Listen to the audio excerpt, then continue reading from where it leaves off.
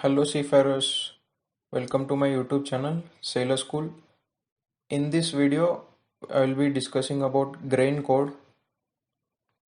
I will be mainly talking about contents of grain code and I will explain you certain things in detail. First, let us understand who published the grain code and how it came into act and what is the purpose of the grain code. The International Code for Safe Carriage of Grain in Bulk was adopted by IMO.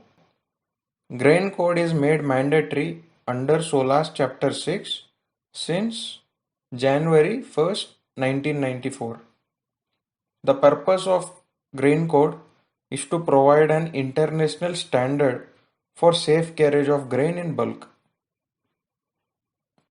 Application of grain code. Grain code applies to all ships regardless of size, including those ships which are lesser than 500 gross tonnage and are engaged in carriage of grain in bulk, and ships to which Part C of SOLAS Chapter 6 applies. SOLAS Chapter 6 is carriage of cargoes and oil fuels. Part C in Chapter 6 is the carriage of grain. So now let me start talking about grain code in detail. Contents of grain code. Grain code has two parts. Part A, specific requirements, and Part B, calculation of assumed healing moments and general assumptions.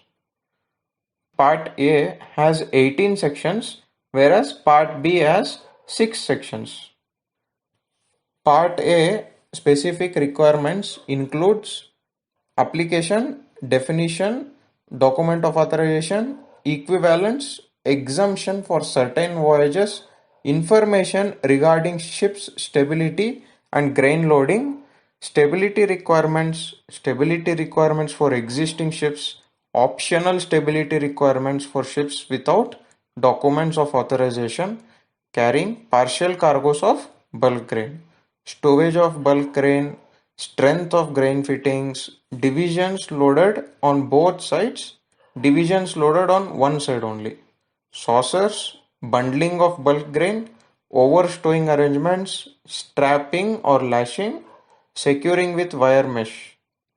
Part B, calculation of assumed healing moments and general assumptions, includes sections like general assumption, assumed volumetric healing moments for a filled compartment trimmed and for a filled compartment untrimmed, and assumed volumetric healing moments in trunks, assumed volumetric healing moments of a partly filled compartment, and other assumption.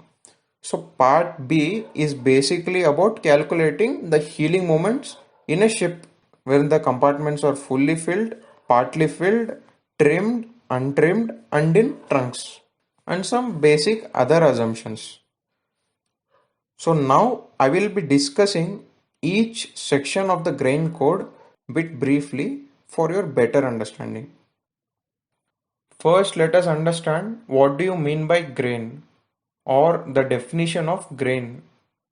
The term grain includes wheat, corn, oats, rye, barley, rice, pulses, and seeds, either in their natural state or in processed form, whose behavior is similar to that of grain in its natural state. Means, if the grains are processed, suppose consider rice is grinded and it becomes a rice flour. The behavior of grain is similar to the behavior of rice flour. So both are same. Now rice is the natural state. Rice flour or grounded rice is its processed state. Both these ingredients have similar characteristics or behavior. Now let us move on to some important definitions which will be asked by oral examiner. These are the basic definitions in grain code. First is, what do you mean by filled compartment that is trimmed? Filled compartment trimmed refers to any cargo space in which after loading and trimming is done as required under the grain code. The bulk grain is at its highest possible level, means the compartment is fully filled and it is trimmed. What do you mean by filled compartment which is untrimmed? It refers to any cargo space which is filled to the maximum extent possible and it has not been trimmed either by the provisions of grain code for all ships. What do you mean by partly filled compartment? Any cargo space wherein the bulk grain is not loaded in a manner prescribed in the grain code, neither the cargo is filled completely. So we are done with those basic definitions. Now let us move on to document of authorization. Document of authorization is an important document under grain code. The grain code requires document of authorization to be issued for every ship which is loaded grain in accordance with this code. The document of authorization is an evidence that the ship is capable of complying with the requirements of grain code, and the grain loading manual must also be present, which helps the master to meet the grain stability criteria. Angle of flooding. Angle of flooding is an important definition and it is mostly asked by oral examiner because some people will misunderstand this with angle of repose and they will try to confuse you. So angle of flooding is nothing but it is the angle of heel at which openings in the hull or superstructure deck houses which cannot be closed weather tight immerse. Now moving on to stowage factor. The volume occupied by per unit weight of cargo is known as stowage factor of any bulk cargo. The SI unit of stowage factor is metric cube per tons. So now we have understood the definition and the requirement of document of authorization. But now let us understand if the grain cargo can be carried without DOA present on the ship. If a ship does not has a document of authorization, it must not load grain cargo until the master of the ship satisfies the flag state administration or the government at port of loading on behalf of the flag state administration that the ship will comply with all requirements present in the International Grain Code in its planned loading condition. Now let us move to the next section, equivalence. Equivalent means any document which is accepted by the administration when it is in accordance with the SOLAS convention. The particulars of this document must include the document of authorization and grain loading manual. Suppose if ship does not follow the international grain code, apart from that, if there is any equivalent document means the document that follows all the necessary requirements present in the international grain code and also it complies with SOLAS regulation and also consists of particulars present in the document of authorization as well as grain loading manual. Such a document can also be considered in place of international grain code. So that is what equivalent means. Now suppose consider a ship is not doing ocean going voyage or a long voyage. So certain voyages can be exempted, which means if the nature and conditions of any planned voyage is such that application of the requirements present in the International Grain Code seems unreasonable or not required because safe nature of the voyage, then such ships or classes of ships can be exempted from the grain standard requirements. Grain standard requirements means requirements present in the grain code. Information regarding ship stability and grain loading. The information present in the grain stability booklet is provided to help the master to ensure that the ship complies with the International Grain Code when carrying grain in bulk on an international voyage. Each and every information present in the grain stability booklet must be checked and reviewed by the flag administration, and it must be acceptable by the flag administration. Now let us look into what all information does the grain stability booklet provides us. It consists of ship's particulars, light ship displacement, distance between the keel and the center of gravities, tables for free surface corrections of liquids, capacities and center of gravity of various tanks, curve or table for angle of flooding at all permissible displacements, curves and tables indicating hydrostatic properties at suitable range of operating drafts. And it also consists of stability curves which are required by the administration. And it also provides us curves tables for volumes and vertical center of gravities, healing moments for every compartment, which is considered in three different conditions: filled or partly filled or fully filled. And it shows details of scantlings or any temporary fittings, and also provides loading instructions in the form of notes summarizing the requirements of International Grain Code. And it shows a worked example which helps the master during the loading calculation. It also consists of several departure and arrival conditions with different weather conditions. Stability requirements. Please note that this is an important topic. Intact stability requirements will be asked by oral examiner frequently. This is like a sure shot question. He can ask almost like 80% of the time. They'll start with intact stability requirements. First point is the angle of heel due to the shift of grain shall not be greater than 12 degree.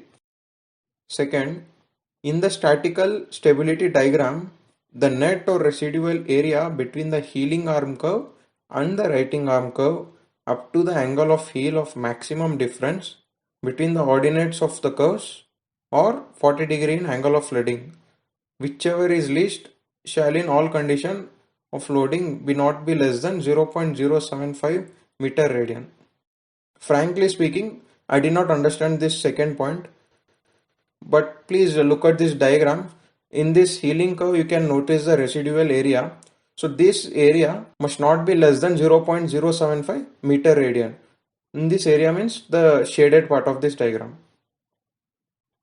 So the third point is initial GM after correction for any free surface effect of liquids in tanks should not be less than 0.3 meter. So this initial GM requirement and angle of heel requirement is what the oral examiners will expect basically. But also please do read the second point regarding the net area or residual area. Until now, I have completed from section 1 to 8 of part A. When you see in section 9 to 13 in part A, they consist of optional stability requirements for ships without document of authorization which carry partial cargoes of bulk grain. Means if the ships does not have document of authorization and are not willing to take document of authorization, this partial loading and optional stability requirements must be followed by such vessels. And after that, how bulk grain cargo is safely stored. Obviously, there is nothing huge about storing a bulk grain cargo because it is always dumped inside the hold and it is loaded as such. And we have strength and standard requirements of timber fittings, uprights, stays, and other appliances like shifting boards, nets, slings, suppression cloth used for storage of cargo. So all the standard requirements like what is the dimension of this, how much strength it must withstand, what is the breaking stress, and what quality of suppression cloth should be used, each and everything, the standard requirements are present in the section 9 to section 13. I'll not be discussing about this briefly because it is something to offsetting the topic. So if you want to know about this, please do download the International Grain Code from online website and you can look into it if you are so much interested. So now I will be talking about different types of stowage of bulk grain cargo. I know you didn't understand, but I'm talking about saucering, bundling, overstowing, this lashing and strapping. All these things I'll be talking about right now. So first let us start with shifting boats. What are shifting boats? Shifting boats are nothing but a long wooden boats which can be used as longitudinal divisions, and these boats must be grain tight, means it does not let the grain to pass from one side to other. These boats can be fitted in both completely filled cargo hold as well as partly filled cargo hold. The purpose of these shifting boards is to reduce the heeling effect of grain. In filled compartment, the shifting board must extend downwards from the underside of hatch cover to a distance below the deck line, at least 1/8 of the breadth of the compartment. So this thing I'll be showing in the diagram so that you can understand it easily. I'll be comparing with the filled compartment as well as the partly filled compartment. In that diagram you can understand what I'm talking about. When you come to partly filled compartment, the division should extend both above and below the level of grain to a distance of 1/8 of breadth of the compartment. Consider the level of grain, the top layer of grain as a x-axis. If you know the graphs, consider it as an x-axis. So now consider shifting board as an y-axis. So when you come inside the filled compartment, the y-axis, when it comes to the minus part from the center of the graph 0, if you go downwards, it is always minus sign on the y-axis. So they are saying that the distance of minus y-axis must be 1/8 of the breadth of the cargo compartment. Similarly, in partly filled compartment, where the heeling moment will be more, in case the vessel starts to roll, the heeling moment will be more. So in partly filled compartment, they are saying the positive side and the negative side of the y-axis both must be at least 1/8 of the breadth of the compartment. So that's what they are saying. Saucering. Saucer is nothing but we can imagine cup of tea and a saucer. So the same shaped funda they're using over here. Saucer may be used for the purpose of reducing of heeling moment. Oh, that is obvious. The saucer and hatchway above shell completely filled with bagged grain. Saucer is nothing but a separation cloth followed by some wooden boards if required they will be laying. They can lay up to two layers of separation cloths. Nothing less than 2 layers of separation cloth must be laid. That is the requirement. And after that, bagged cargo of grain can be loaded on in the saucer created inside the cargo compartment. There are requirements for saucering also. The requirement for the depth of the saucer from the bottom of saucer to the deck line. So this changes on ships which has molded breadth up to 9.1 meter. The depth of the saucer should be greater than 1.2 meter. On ships having molded breadth of 18.3 meter or more, the depth of the saucer must not less than 1.8 meter. So for ships which has molded breadth between 9.1 meter and 18.3 meter, for this the interpolation must be done for 1.2 meter and 1.8 meter. That is what is required. I have not mentioned in this slide, but that is what must be done. So moving on to bundling of bulk grain. Bundling of similar cargo is made with the help of lining a saucer with a tarpaulin and the help of suitable means of securing. So these are the steps for bundling. First understand, bundling of bulk grain is always done when the saucer is created. Only after the saucer is created, bundling of bulk grain is done. These are the steps for bundling. Athwart ship's lashings are placed at intervals of not more than 2.4 meter inside the saucer formed. After this, dunnage of not less than 240 mm into 150 to 300 mm in its breadth must be placed in the fore and aft direction of the saucer to prevent the lashing from chafing the saucer. The saucer is then filled with bulk grain and later they secure this at the top. Overstowing arrangements. Now when you talk about overstowing inside the cargo hold, overstowing can only be done in partly filled compartments, which are topped off, means which are filled by the help of loading bagged grain or other suitable cargo. On partly filled compartment, the top layer of the cargo will be trimmed properly and leveled, and upon that some separation cloths and wooden boards will be placed, and 2-3 layers of separation cloths will be done, so that there will be proper separation between the two different types of cargo in case if you are loading. On after creating the layer of separation, on this layer bagged cargo can be loaded. We are using wooden boards just to spread the load evenly. Otherwise, there are chances that the separation cloth can get torn in case of the bags weighing heavily in one end. Then the separation cloth can be damaged, which can result in mixing up of the cargo. Strapping or lashing. Strapping or lashing is done to eliminate the heeling moment inside the partly filled compartment. For doing strapping or lashing, the grain should be leveled and trimmed to an extent that it is slightly crowned inwards. Later, on the crown which is made inside the compartment, it must be covered with the separation cloths and tarpaulins. Then after that, 2 layers of solid floors are used. Solid floors are nothing but wooden boards having dimensions of 250 mm into 150 to 300 mm. The bottommost floor of these 2 layers must be placed in the athwart ship's direction, while the top floor should be in the fore and aft direction or the longitudinal direction. After this, steel wire ropes of diameter 19 mm or greater and double steel strappings which have braking load of at least 49 kilonewton. So when you consider this steel wire rope and the steel strapping, then it comes as an one single set. Each of this set of wire lashing is used after that, and this wire lashing is tightened with the help of turnbuckle of 32 mm at least. So we are done with part A, specific requirements of the International Grain Code.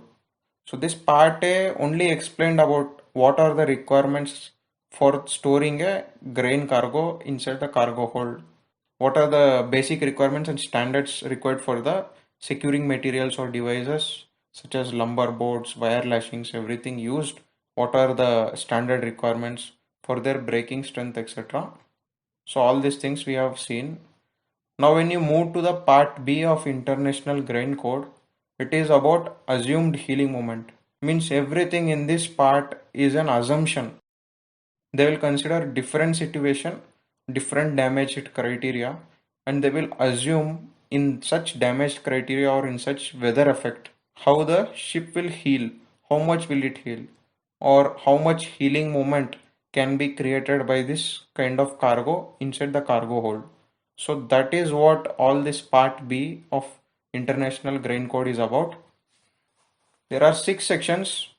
Section 1 to section 6 is all about general assumption, as I said you earlier, and it is used to calculate healing moments caused due to the bulk grain cargo. These assumptions are made in order to calculate the healing moments which is caused due to the shift of cargo inside the cargo hold when it is fully filled, partially filled, trimmed and untrimmed. So all these cases they will consider in different weather criteria and different damage criteria, and they will see the how the healing moment of the cargo will affect the ship. That is what part B of International Grain Code is about. So finally, your most awaited oral exam questions. Question 1. What is the angle between the hopper plate and the tank top present in the cargo hold? Nowadays you can see most of the bulk carriers they have self-trimming holes. Self-trimming holes are nothing but they will have hopper spaces. Usually you will be thinking like inside the cargo hold of a bulk carrier there is a square like structure which is full of empty space filled with cargo. But in case of self-trimming hold, all the sharp edges of the square, which makes 90-degree angle, that 90-degree angle, they will cut it. So somewhat shape like this you can see after cutting. So this, the upper curved part is known as the upper hopper space, when the lower curved part is known as the lower hopper space. The space inside this upper hopper and lower hopper space is not left empty. It is covered inside the topside tank and the double bottom water ballast tanks. The question is that the angle between the hopper plate and the tank top inside the cargo hold. The constructional requirement of this angle of hopper plate must not be less than 30 degrees. In case of less than 30 degree, then the self-trimming purpose for this hopper plate will not be in satisfactory level. When you move on to question number 2, what do you mean by specially suitable compartment, or what is the other name for this? This is a twisted question. The term specially suitable compartment refers to a cargo space which is constructed with at least two vertical or two sloping longitudinals, which are grain tight divisions, are coincident with the hatch side girders, are positioned so as to limit the effect of transverse shift of grain. The other name for this specially suitable compartment is the self-trimming hold. Whatever he mentioned is the criteria for self-trimming hold. Okay, last three questions. What is the intact stability criteria of the grain carrying ships? What all information is provided by the grain loading manual? Why grain is not included in the IMSBC code, being that it is a bulk cargo? This question number 5 was once asked in my comment box. I am explaining why it was not included. When you consider grain, it comes under the food cargo or feeder cargo. So the behavior of this cargo when it is loaded in bulk is entirely different when you load in terms of ore or any other cargo. When you come to ores or other cargos like steel, etc., they do not get decomposed by water, or eventually they don't start to germinate and give up roots or start growing. The definition for solid bulk cargo present in the IMSBC and the definition for the grain present in the grain code, you compare these both definitions and you will definitely find your answer. That is the reason why grains are included in the different booklet called International Grain Code, and IMO has made a separate regulation considering this grain code. If you feel good about how I explain things in this video, please like this video. Make sure to comment below in case if I have explained anything wrong or misjudged anything. Good thing is that I have reached 100 subscribers in this present week. Thank you so much. I know I have not made a lot of effort in doing videos, but I'm sure that I'll be continuing my work. Thank you for all your love and support. That helps me a lot and encourages me to make videos on new topics. Thank you so much. Take care.